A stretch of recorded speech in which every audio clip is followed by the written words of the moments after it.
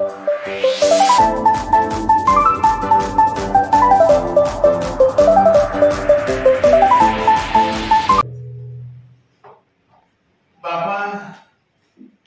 ini kerinduan kami, agar Engkau memberkati kami Tuhan dengan firman, meneguhkan iman kami, menolong kami ya Tuhan, menantikan janji-Mu digenapi di setiap kehidupan kami. Kami buka hati dan telinga kami mendengar firman-Mu, dan membuka roh dan jiwa kami agar dipenuhi dengan roh-Mu ya Tuhan. Untuk firman-Mu ya Tuhan, memenuhi hati dan pikiran kami, roh dan jiwa kami. Terima kasih Tuhan, berbicaralah kepada kami. Kami siap mendengar firman. Di dalam nama Yesus kami berdoa. Haleluya. Amin. Amin. Silakan duduk. Selamat pagi. Shalom. Shalom. Puji nama Tuhan. Saudara-saudara, hari ini judul khotbah saya iman yang mengubahkan. Jangan kaget, itu ada gambar wanita cantik. Karena kita akan belajar dari firman Tuhan dari kitab Ibrani pasal yang pertama, pasal 11. Kalau dibantu ini gak mau ngapain. Ibrani 11 ayat 31. Kita baca bersama-sama ayat ini. Ini berbicara tentang Rahab. Ya. Jadi perempuan itu gambar lukisan Rahab ya. Mari kita baca Ibrani 11 ayat 31. Demikian firman Tuhan. Karena iman, maka Rahab perempuan sundal itu tidak turut binasa bersama-sama dengan orang-orang durhaka, karena ia telah menyambut pengintai-pengintai itu dengan baik. Amin. Rahab, pribadi yang menarik untuk dibahas. Dia seorang perempuan dan Alkitab mencatatnya sebagai perempuan sundal. Tetapi Rahab juga dicatat dalam silsilah dalam Matius pasal 1 dan kelahiran Yesus. Rahab menjadi leluhur dari Daud dan Yesus sendiri. Tapi Ibu Saudara dikasih Tuhan hebat ini, penulis Ibrani berkata karena iman. Ya.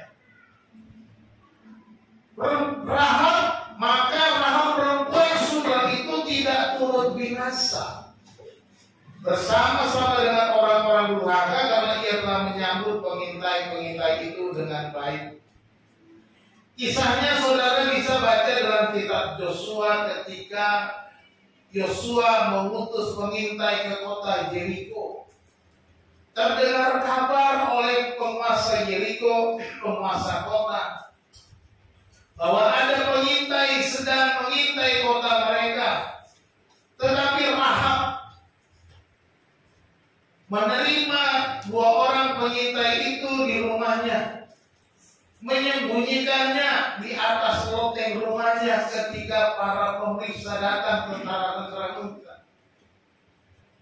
dan kemudian membiarkan mereka pergi lewat jendela tembok kota. Itulah peristiwanya, dan penulis kitab Ibrani mencatat apa yang dilakukan oleh Rahab itu oleh karena iman. Itu sebabnya judul khotbah saya beri judul iman yang mengubahkan. Iman seharusnya mengubahkan hidup kita. Ya. Banyak orang mengaku beriman. Banyak di dunia ini yang mengaku beriman, orang beriman. Bukan saja orang Kristen yang mengaku beriman, orang non-Kristen juga mengaku beriman. Ya, ya. Jadi ada banyak orang mengaku beriman, beberapa di antaranya tidak hidup dalam iman. Sangat disayangkan justru di kalangan orang-orang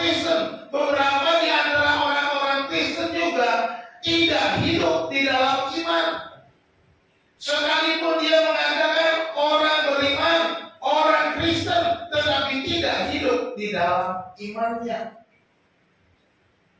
Berbagai macam alasan membuat orang tidak hidup di dalam iman.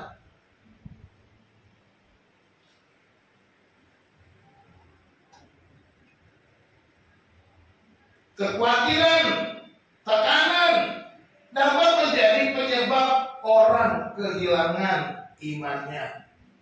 Ya. Orang yang khawatir bagaimana nanti besok saya bisa makan atau tidak. Dia kehilangan imannya, bisa. Atau dia tidak mau beriman kepada Tuhan. Berarti kalau saya tidak bisa, kalau saya yang besok ada makan bagaimana? Maka saya harus berusaha dengan kekuatan saya sendiri. Saya mencari dengan segala usaha saya, segala daya upaya saya melakukan apa saja supaya saya bisa menyelesaikan kekhawatiran saya. Imannya ditinggalkan, dia menganggarkan tenaganya, pikirannya, kepintarannya, usahanya, bisnisnya, sehingga dia tidak mau beriman kepada Tuhan. Dia hanya berkata, kalau nggak kerja bagaimana bisa makan? Betul. Saya katakan betul, tapi itu setengah betul. Yesus bilang apa? Manusia tidak hidup dari nasi saja. Ya sama lah nasi sama roti ya. Zaman dulu mereka makan roti. Di Indonesia, manusia tidak hidup dari nasi saja, tetapi dari setiap apa? Firman Tuhan. Artinya saudara mengimani firman Tuhan itu. Tekanan. Oh, banyak tekanan membuat orang betul tentunya.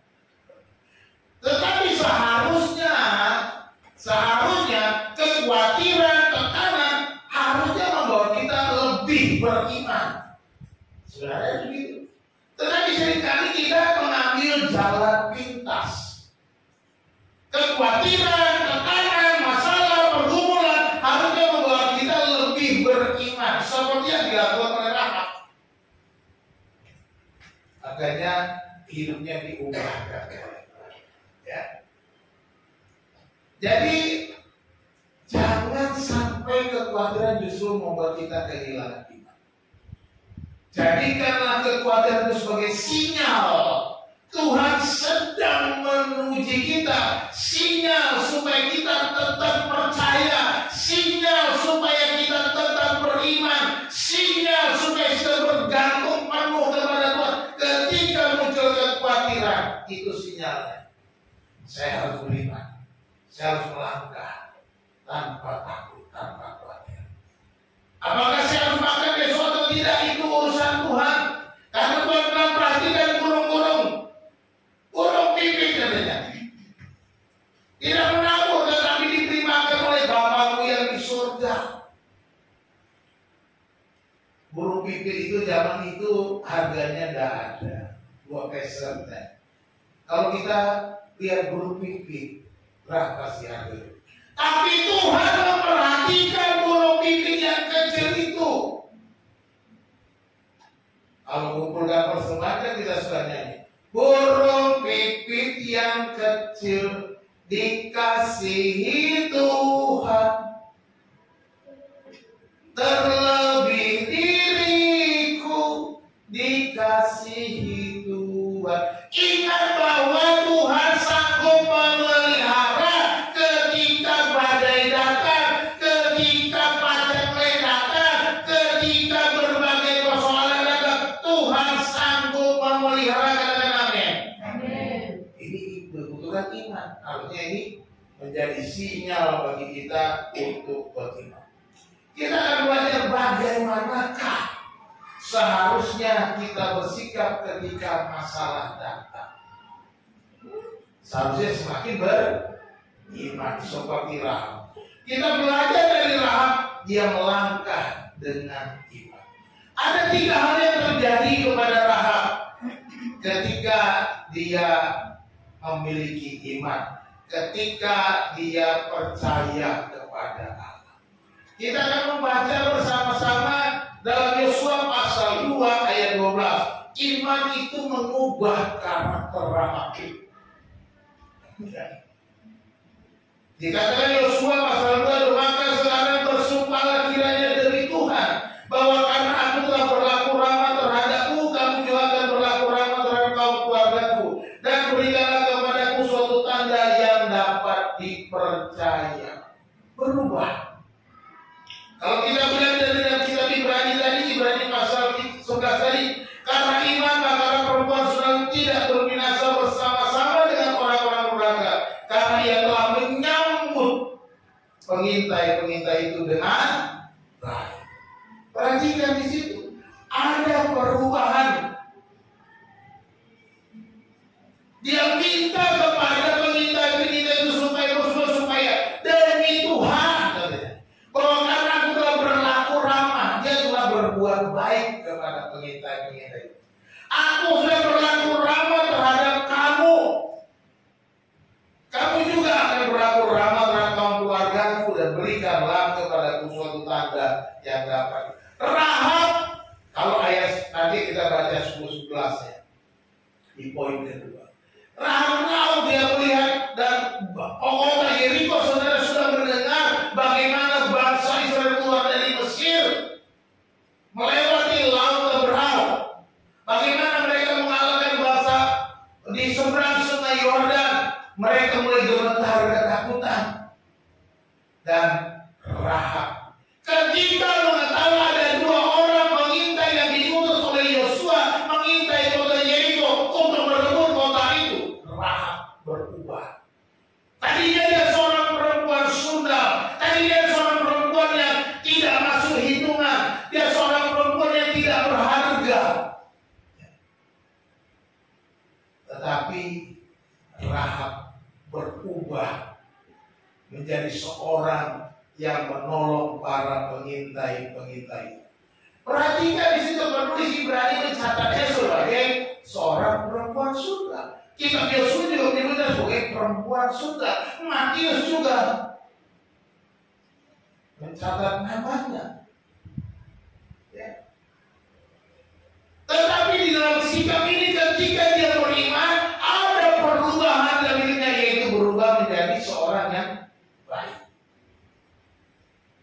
Artinya saya percaya dia mau meninggalkan kehidupan lamanya, dia meninggalkan persundalannya, dia meninggalkan kebiasaan lamanya, kebiasaan buruknya, pekerjaan buruknya. Dia tinggalkan karena dia percaya kota ini akan diserahkan kepada bangsa Israel, dan kota ini akan direbut, akan dikalahkan. Dia mau supaya dia dan keluarganya bisa selamat dari malapetaka, dari serangan bangsa Israel.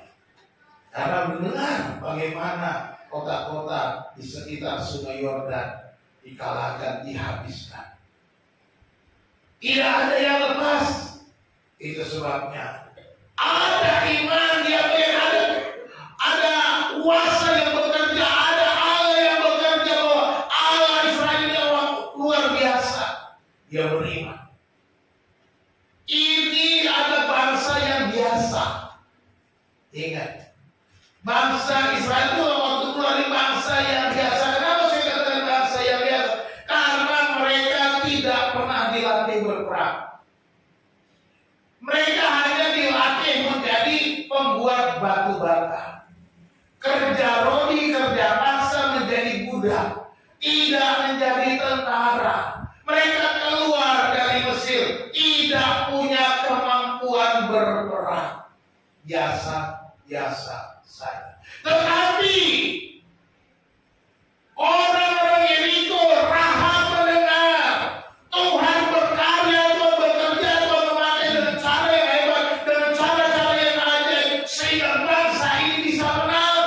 Bangsa ini begitu kuat, bangsa ini tidak terkalahkan karena ada Tuhan. Itulah iman Rahab. Karena dia tahu kota ini akan dikalahkan. Artinya itulah iman. Iman adalah dasar dari segala yang kita harapkan dan bukti yang tidak kita. Dia tahu bahwa akan terjadi di masa depan kota ini akan hancur oleh bangsa Israel. Dan aku harus bergantung kepada Tuhan. Aku harus beriman kepada Tuhan. Aku harus menyerahkan hidupku kepada Tuhan. Aku harus berbalik kepada Tuhan. Aku harus meninggalkan keburukan-keburukanku. Ini yang dilakukan. Adanya perubahan karakter daripada Rahab. Seharusnya kita juga begitu. Kalau kita beriman, kita harus berubah. Berubah cara hidup kita. Berubah dari cara yang lama kepada cara yang baru. Berubah kalau saudara mengandalkan kekuatan sendiri, sekarang mengandalkan Tuhan. Berubah kalau saudara dulu hanya mengandalkan semua yang saudara punya, sekarang andalkan Tuhan. Berubah. Yang dulunya jahat menjadi baik. Berubah menjadi buruk menjadi lebih baik. Seperti Rahab. Rahab mendengar perbuatan Tuhan, dia menjadi seorang yang takut akan Tuhan. Bagaimana dengan kita? Apakah kita sudah mendengar kuasa Tuhan, perbuatan Tuhan bagi kita? Tentunya kita sudah dengar. Di dalam Alkitab tercatat semua perbuatan Tuhan. Kalau kita sudah tahu perbuatan Tuhan, kita harus hidup takut akan Tuhan. Tinggalkan kebiasaan lama. Rahab meninggalkan kebiasaan lama. Matius 1 ayat 5 ini catatan tentang silsilah Yesus.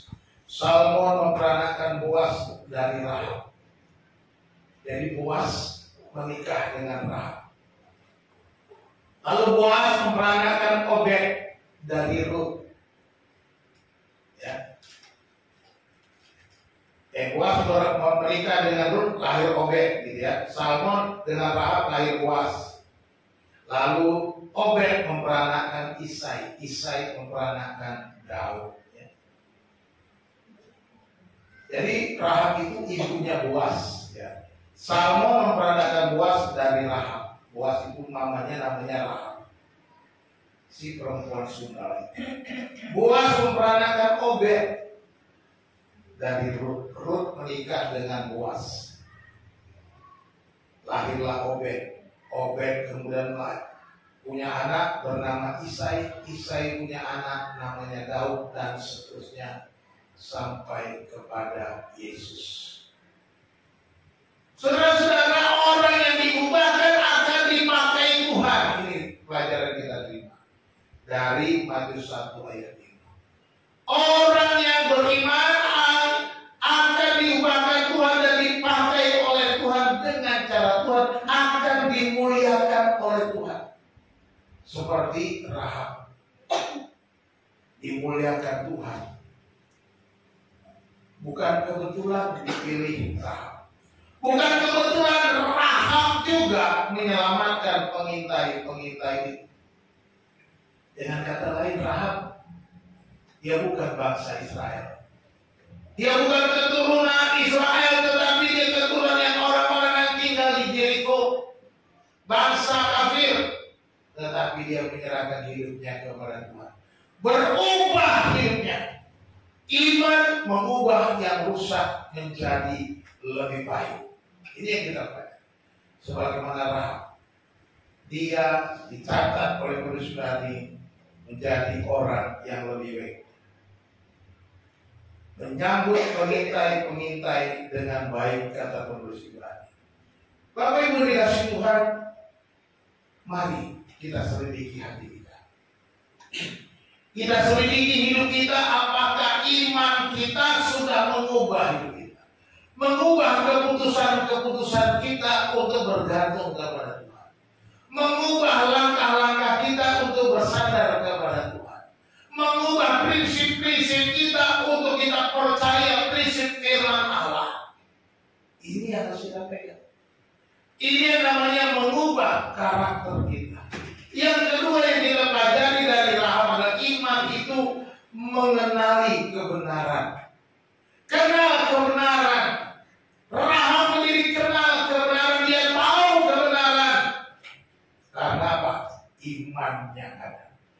Kita lihat Yosua lagi, ini ayat 10 dan ayat 11, tadi ayat 12. Yosua 2 ayat 10 sampai 11 berkata, sebab kami mendengar. Ini perkataan Rahab kepada pengintai itu. Sebab kami mendengar bahwa Tuhan telah mengeringkan laut Teberau di depan kamu. Bayangkan, Teberau dengan Yeriko jauh. Orang Israel aja keliling-keliling jalan 40 tahun. Memang sejarahnya nggak perlu sampai 40 tahun. Tapi zaman dulu. Zaman bien. Apa zaman bien itu? Ya zaman dulu. Zaman purbakala. Sebelum Masehi. Sebelum Yesus lahir. Bayangkan. Oke, kita coba bayangkan saja. Kota Jakarta tahun kota Tangerang tahun 80. Kota Tangerang di Ciledug ini tahun 80. Saya jalan dari pojok sampai ke kantor polsek, itu tanah kosong banyak. Ini juga banyak. Sampai ke Medina banyak tanah kosong. Jalannya juga. Bisa cuma sampai Rio, yang dari Grogol sampai 92 itu. Nah, ada sampai ke sini. Tahun 80 itu ada, ya. Saya masuk di tahun 90-an di sini. Saya pergi ke daerah apa loh? Dekat rumah saya di pinggir tol sana, di pinggir tol. Tolnya sudah jadi. Saya pergi di situ ada namanya Pak Trius kerja di pabrik, ya. Terus kos dikasih. Saya pergi ke tempat kosnya, Pak Trius itu orang Papua. Tetangganya nggak ada listrik. Kaget saya. Di zaman modern ada yang masih belum masuk listrik. Nah, kita bayangkan ribuan tahun yang lalu. Tapi Rahab mendengar, orang Yeriko mendengar yang terjadi di Laut Teberau, katanya. Bagaimana Tuhan telah mengeringkan air Laut Teberau di depan kamu ketika kamu berjalan keluar dari Mesir, dan apa yang kamu lakukan kepada kedua raja orang Amori yang di seberang Sungai Yordan itu. Okelah, seberang Sungai Yordan kan dekat dengan Yeriko, mereka dengar kan, ya? Yakni kepada Sihon dan Og, yang telah kamu tumpas ketika kami mendengar itu, tawarlah hati kami dan jatuhlah semangat setiap orang menghadapi kamu, sebab Tuhan Allahmu ialah Allah di langit di atas dan di bumi di bawah. Catatannya saya buat garis miring ini, ya. Sorry. Kembalikan dong. Nah, mana ini? Ini Tuhan Allahmu ialah Allah di langit di atas dan di bawah bumi. Karena iman, Rahab mengenal kebenaran bahwa Tuhanlah Allah. Dia mengakui Tuhan itu Allah, Yahweh itu Allah. Bukan Allah orang Yeriko, bukan dewa-dewa, bukan dewa-dewa Mesir, tetapi Tuhan. Di sini tetragrammaton, tulisan Yahweh. Ya, kalau bahasa Bataknya Jehovah, Yahuwah, ya kan? Kalau dalam bahasa Jawa ditulisnya Yehuwa. Alkitab bahasa Jawa, Yehuwa. Allahmu ialah Allah di langit di atas dan di bumi di bawah. Artinya, Rahab mengakui bahwa Tuhan itu penguasa yang ada di surga dan yang ada di bumi, bahkan di bawah bumi. Tapi penguasa segala-galanya.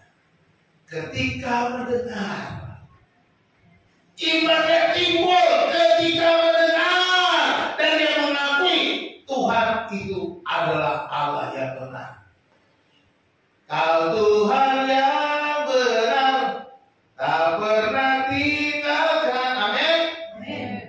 Iman akan membawa kita mengenali kebenaran. Bagaimana dengan kebenaran-kebenaran yang sudah kita terima? Firman Tuhan yang sudah kita baca, firman Tuhan yang sudah kita dengar, firman Tuhan yang berulang kali kita dengar. Apakah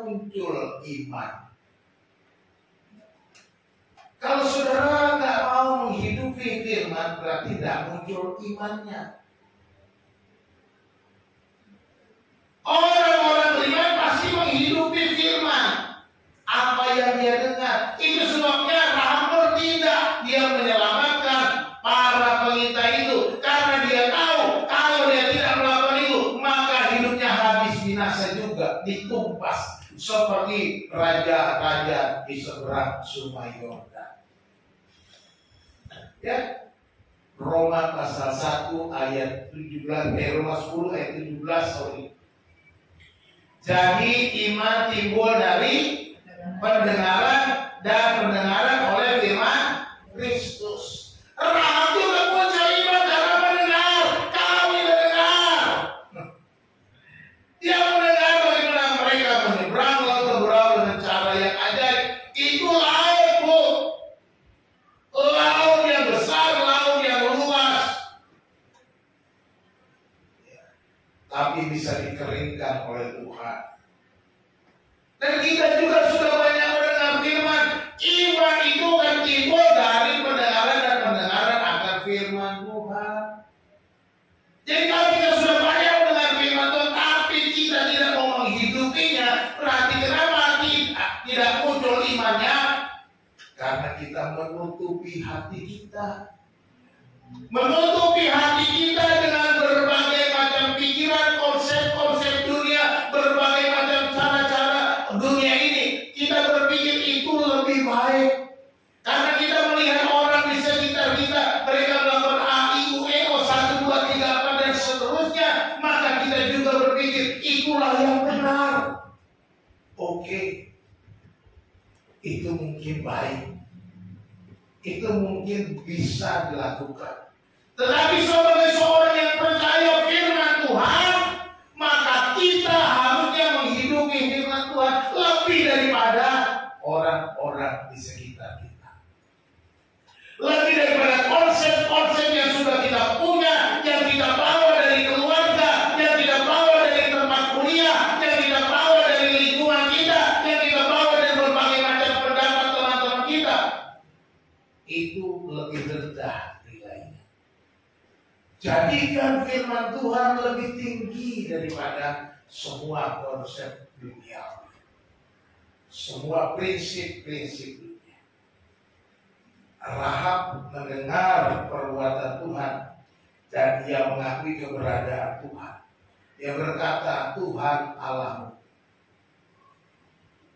Ialah Allah di langit, di atas, dan di bumi di bawah. Tidak ada Allah lain. Ini pengakuan yang luar biasa seorang kafir, seorang yang tidak percaya kepada Tuhan. Dia melihat perbuatan Tuhan, mendengar, baru mendengar, bukan melihat, mendengar perbuatan Tuhan, langsung dia percaya, mengenali kebenaran itu. Jadi seharusnya hidup kita semakin diubahkan dengan mengenali kebenaran itu. Sebenarnya ini kita semakin berubah oleh karena kita kenal kebenaran, karena kita punya firman Tuhan yang begitu mudah. Bahkan sekarang saudara sudah ada di gadgetnya, saudara bisa setiap hari baca Alkitabnya melalui gadget. Berbagai macam sumber bisa saudara cari melalui gadget saudara. Berbagai macam bentuk renungan saudara bisa akses atau dapatkan dari gadget saudara. Begitu mudahnya zaman sekarang ini untuk mendengar, menerima kebenaran firman Tuhan. Iman mengubah karakter Rahab. Iman membuat Rahab mengenali kebenaran. Harusnya kita juga begitu. Yang ketiga, iman itu menuntun pada keselamatan. Iman menuntun pada keselamatan. Inilah yang dilakukan oleh Rahab. Dalam Yosua pasal 25, demikianlah Rahab perempuan Sudam itu dan keluarganya serta semua orang yang bersama-sama dengan dia dibiarkan hidup oleh Yosua. Maka dialah perempuan itu di tengah-tengah orang Israel sampai sekarang, karena dia telah menyembunyikan orang Sudam yang disuruh Yosua mengintai Yeriko. Oleh karena iman, Rahab disembunyikan pengintai-pengintai itu. Dan dia diselamatkan. Dia dibiarkan hidup oleh Yosua. Ya. Luar biasa. Kalau dia tidak melakukan, tidak muncul imannya, maka dia akan mati bersama-sama seluruh penduduk Yeriko. Tetapi oleh karena iman, dia melihat Yeriko ini akan hancur. Yeriko ini akan dikalahkan. Yeriko ini akan ditumpas habis seperti kota-kota lain. Yang dilakukan Tuhan, maka dia berserah kepada Tuhan. Hanya Tuhan pertolonganku, kira-kira itu yang mau dipikirkan atau di hatinya Rahab. Hanya Tuhan yang dapat menyelamatkan aku, tidak ada yang lain. Kalau Tuhan sudah bertindak, tidak ada yang bisa melawannya, maka dia harus berserah kepada Tuhan. Itulah yang menyelamatkan Rahab.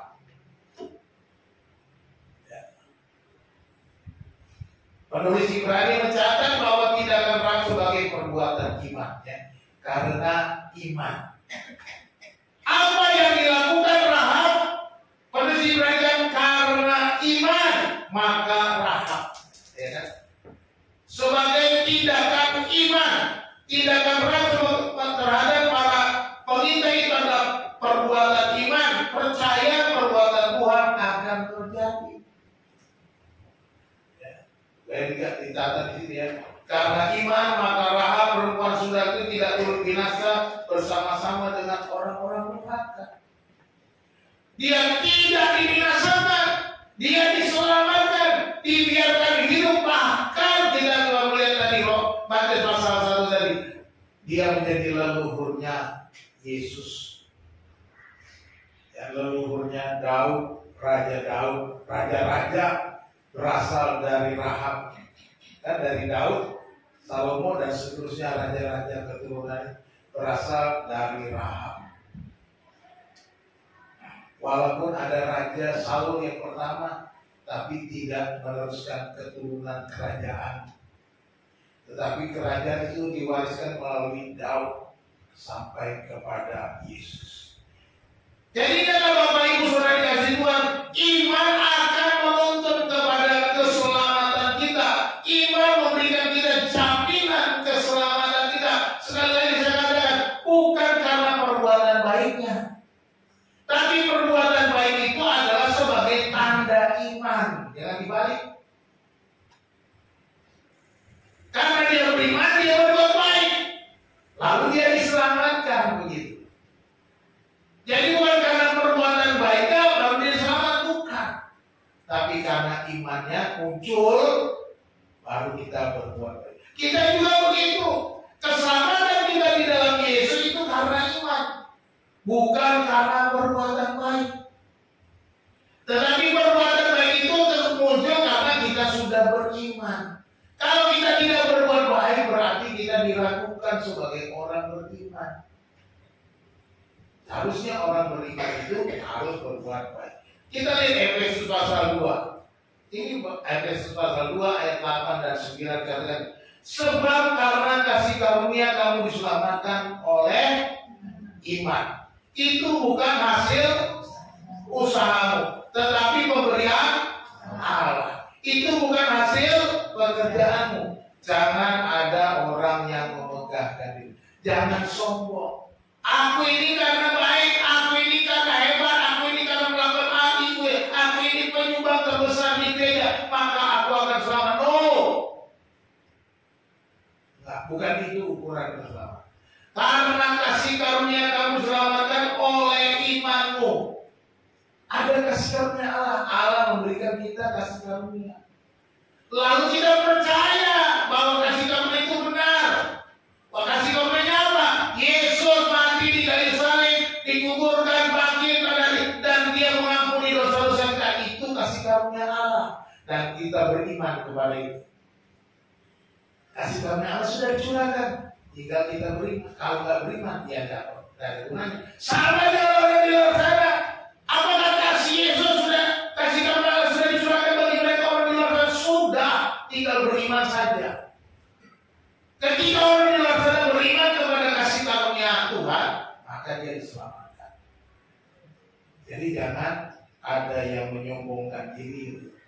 Jangan sombong, kita tuh nggak bisa sombong oleh karena kita baik, oleh karena kita lebih baik daripada orang lain.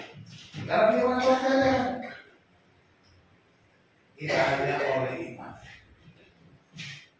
Keselamatan hanya oleh iman, bahwa dosamu sudah dihapuskan oleh darah Yesus, sudah dibayar dengan lunas. Itu saja kasih karunia. Tinggal kita percaya, menerima. Tidak ada yang bisa menghapus dosa selain Allah sendiri. Amin. Ada yang bisa menghapus dosa? Apa saudara bisa menghapus dosa saudara? Tidak bisa. Karena dosa hubungannya dengan Allah. Tapi kalau saudara salah dengan suami, dengan istri, saudara bisa menyelesaikannya? Bisa. Karena persalahannya antara saudara, suami, istri. Tapi dosa kepada Tuhan. Yang menyelesaikan siapa? Tuhan. Saudara mau berusaha yang mana juga kalau saudara enggak? Masa bodoh? Saudara bisa? Enggak.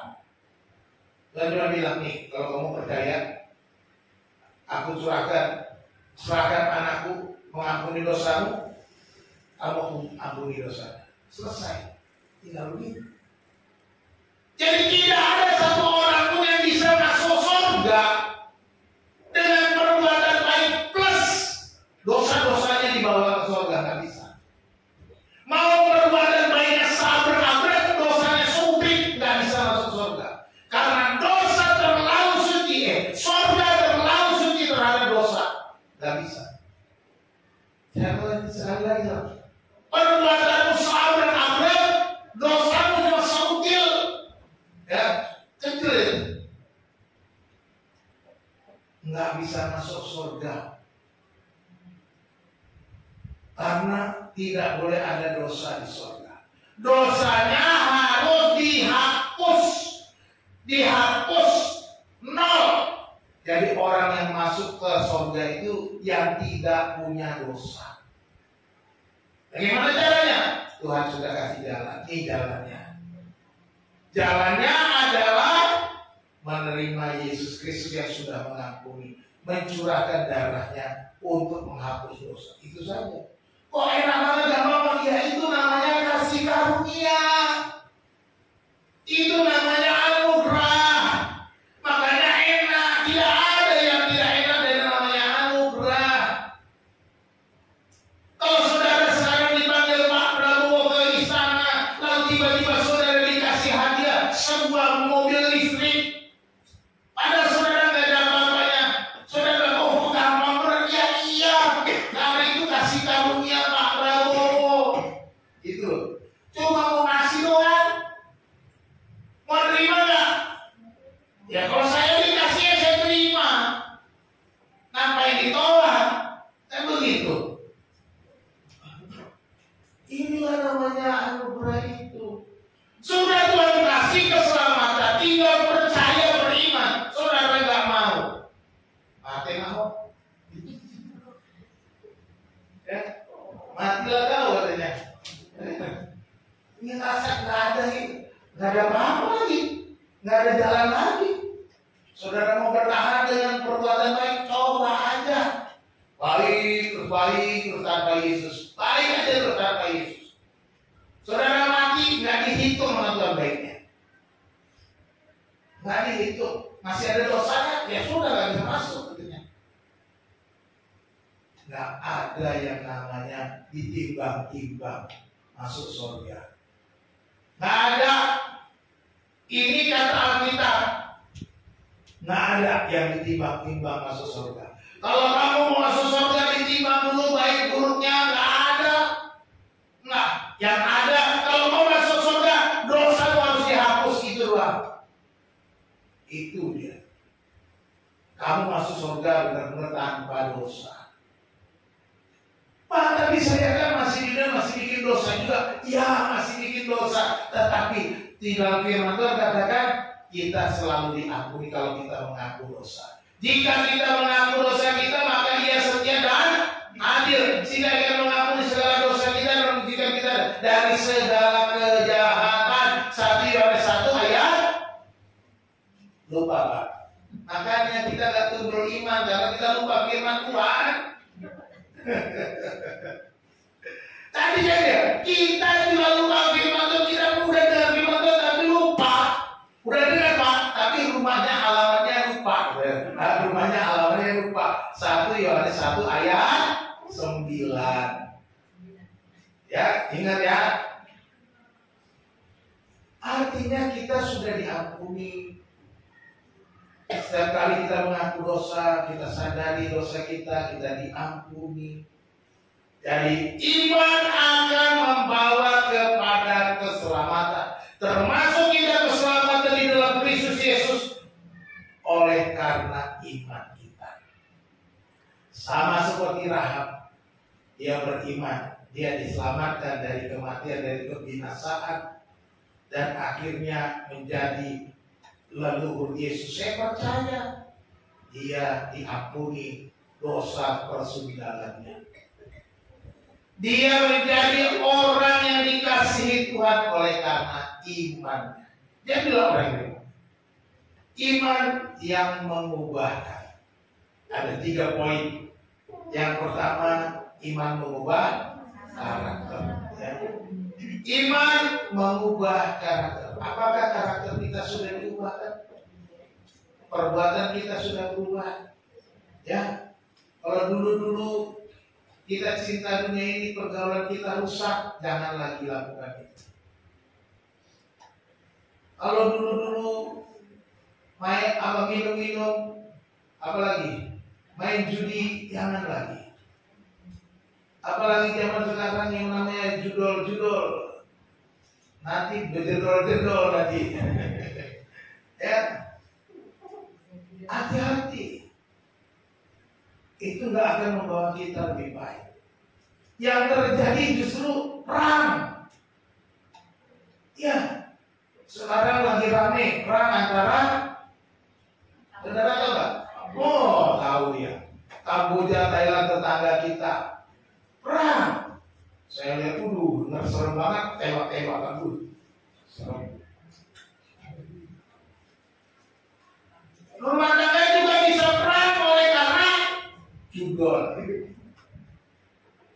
Oleh karena kebiasaan-kebiasaan buruk kita. Perang.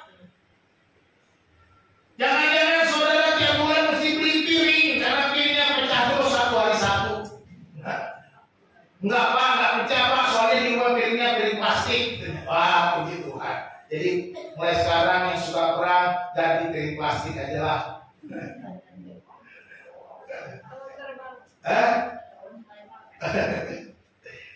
Ya, ini hati-hati ya, harus berubah. Orang beriman harus berubah. Tanggalkan cara hidup lama dalam dosa, berubah kepada kebenaran dan semakin berubah dan berbuah. Amin. Yang kedua, iman itu membuat kita mengenal kebenaran, berubah, mengubahkan untuk mengenali kebenaran. Ya, semakin kenal kebenaran, orang beriman mengenali kebenaran melalui perbuatan Tuhan. Perbuatan Tuhan tidak dapat dari mana? Dari firman Tuhan, dari Alkitab. Kenalilah Tuhan melalui perbuatan-perbuatannya. Alami firman Tuhan, itu penting. Alami. Ya. Jalani hidupmu dengan mengandalkan Tuhan. Tuhan sudah menyediakan apa yang kita perlukan tiap hari. Saya ngomong ini bukan sekedar ngomong, saya sudah mengalaminya. Tiap-tiap hari dari saya mulai menyerahkan diri. Tuhan yang memelihara saya, bukan karena kekuatan saya. Jadi mari kita mengenali Tuhan melalui perbuatannya dengan mengalami firman Tuhan. Lakukanlah firman Tuhan supaya itu mengubah hidup kita. Iman itu menyelamatkan. Iman adalah satu-satunya jalan keselamatan. Hanya iman kepada Tuhan Yesus Kristus kita dapat diselamatkan. Itu yang membawa Rahab untuk bebas dari kematian secara fisik dan juga secara rohani. Dipilih Tuhan menjadi leluhurnya Daud dan Yesus. Kiranya Tuhan memberkati kita. Kita berdoa.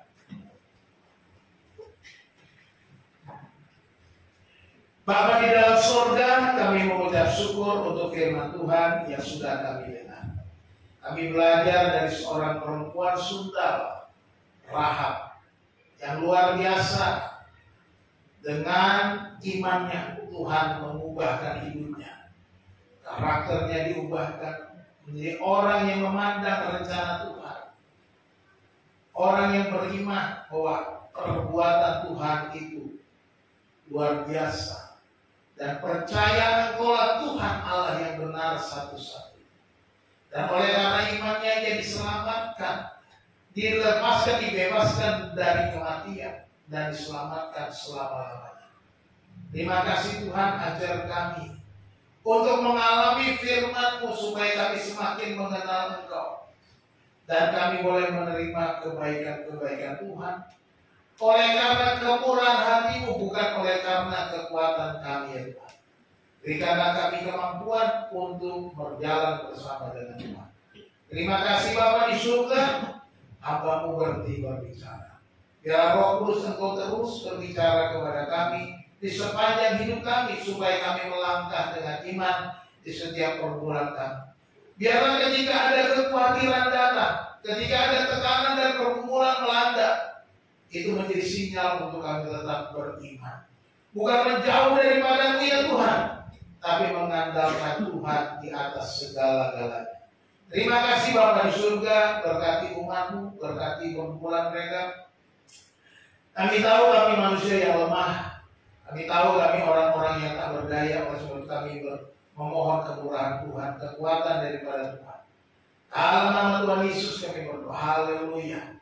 Amin.